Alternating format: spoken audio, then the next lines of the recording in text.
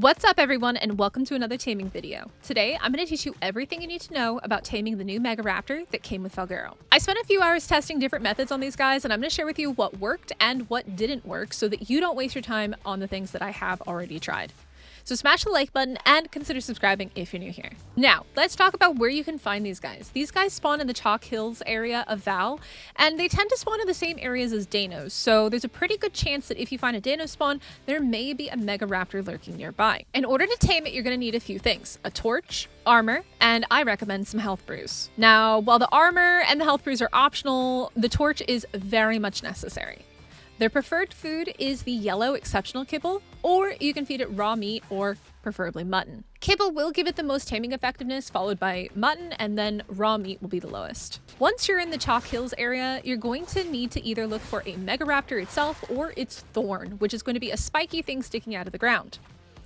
This is basically where it supposedly drags its kills back, according to the dossier. However, that doesn't really happen in the actual game. It's just a part of the lore. Unfortunately, these guys do tend to wander pretty far from their thorns, so if they happen to do that, or if they fall off a cliff, you're kind of in a bit of a predicament. If you're far enough along in the game where you have a large flyer like a Quetzal or a Wyvern, you're going to be able to carry it back to its thorn. However, if you don't have that and you can't kite it back, you're likely going to have to call it a day with that one. You cannot use a different thorn to tame a MEGARAPTOR. It has to be the thorn that is actually connected to the MEGARAPTOR. I did try this. It does not work if you attempt to lure a MEGARAPTOR to a thorn that it doesn't technically belong to. The Thorn and the MEGARAPTOR are tied to each other. And when that MEGARAPTOR is either tamed or killed, its Thorn will disappear. Now, once you've found one that you can tame and it's not too far from its Thorn, you'll need to lure it back. If it's too far, you won't be able to start the minigame. You'll need to have a torch out in your hand. It does not work if it's on your belt or if you put it away and switch to something else. It will exit the minigame and it will kick you out, and you will have to wait a certain cooldown time. It does seem to be about a minute to a few minutes. I didn't time it exactly, but it did take a little bit for the cooldown to run out, and then you could tame it and start the minigame again. The good news is that it does keep its torpor pretty well. However, if you wait too long, obviously the torpor will completely go back down to 0. Other methods such as fire, like campfires, do not work. Only the torch does. Your camera is going to be stuck while you're in this, and you can kind of run in like a circle. However, you really can't turn it that much, and I don't recommend you go into orbit cam or anything like that, simply because it will be a little bit more difficult in order for you to turn and react in time. Now, once the minigame starts, the whole area around you is going to turn dark, and you're going to be stuck in like the circle around the thorn. If you get pushed too far away, it will also kick you out of the minigame. So do be careful. Make sure that you are nice and close when you start the minigame. The creature will basically pop out of the darkness around you, and you are going to have to whack it with your torch. Yes, you're going to bonk it on the head. That is essentially what you're going to do here, is bonk out your MEGARAPTOR. I haven't noticed a really big audio cue for it either. Like, it'll make noises walking around and stuff like that. However, I kind of, from my perspective, have seen that, or at least heard, I should say, that it's actually opposite of what you would think. So sometimes I'll hear it on the left, but it'll actually appear on the right. So the audio cues aren't very good for kind of prompting when it's going to happen. So you don't necessarily need the audio. You just need to be kind of paying attention. But you do need to listen because it will pop up, and sometimes you can't really see it out of the corner of your eye. So I do recommend kind of swiveling around and paying attention to where it pops out at. As you can see in the center bottom of your screen, it has an indicator that basically when you hit with the torch, it's a timer that will basically be on cooldown. So you cannot just sit there and spam smashing your torch. It doesn't work like that. You do need to time it. You cannot just keep hitting it. Otherwise, you're going to eventually get kicked out and the taming will be a mess. Now, I do think that this taming might be a little bit difficult for people that are playing on a server that maybe has high ping or lag. If you're playing really far from your location, like with friends, you may struggle a little bit with this because of the delay input when you are playing on high ping or lag, but it's relatively forgiving, and it's not as bad as some of the taming methods that we've seen in the past, like with the E-Ling, where you have to be really on point if you're not using the trap method. Now, I have done a lot of testing on the best way to deliver torpor to these guys, and let me kind of explain what has worked and what hasn't worked. Obviously, the most basic thing you need is a torch. A regular primitive torch will do a very small amount of torpor. However, we have found that the better quality of torch, depending on the percentage, will do more torpor. So if you're using primitive torches, you're going to need a lot of them for a high level because they have a lot less durability, and you're going to need to hit it a lot more and a lot longer. If you have a better torch, such as a Ascendant one, I was using one that was almost around 400%.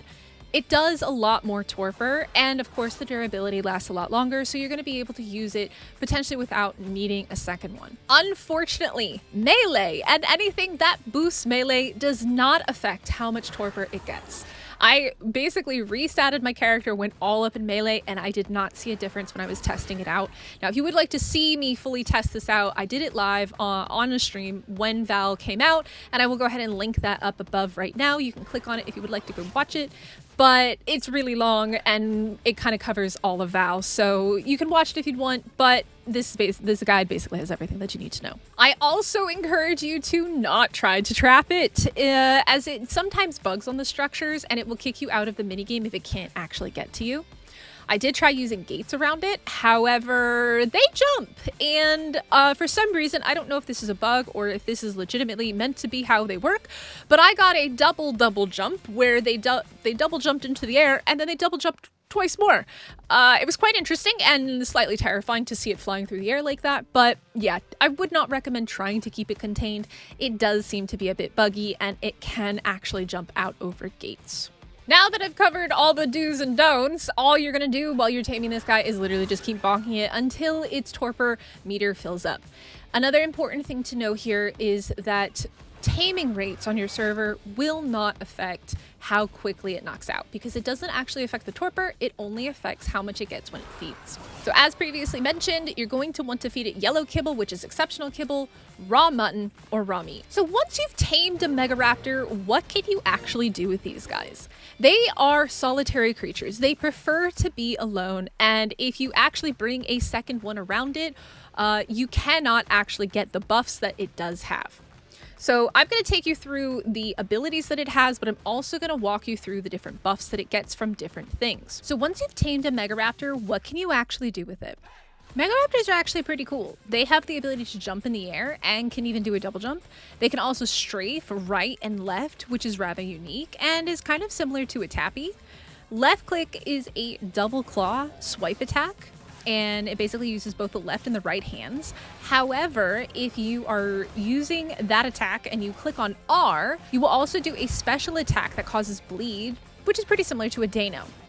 It also has the ability to target and hunt a creature. Hitting left and right mouse buttons at the same time on your mouse will cause it to highlight a creature of your choice and it locks onto that creature. Now that we've talked about the different attacks that the Megaraptor can do, let's talk about the buffs. First and foremost, when the Megaraptor is alone, it gets its own special buff. And when it's around other Megaraptors, it will lose that solitary hunter buff. It is also much stronger when hunting solitary prey, such as creatures not in a group or around others. Now, when in the hunting mode with a target highlighted, you get a hunting buff. This allows you to move faster when going towards your target. Another buff is the invigoration buff, which gives you a temporary shield. You get this when a recently damaged target dies. It doesn't last for very long, and the size of it depends on what was killed.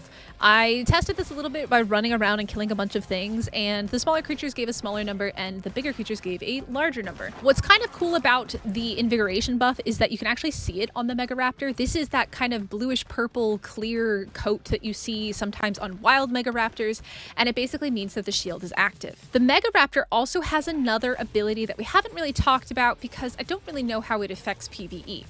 The Megaraptor has a camouflage ability that gives the buff that basically allows you to hide from your enemy.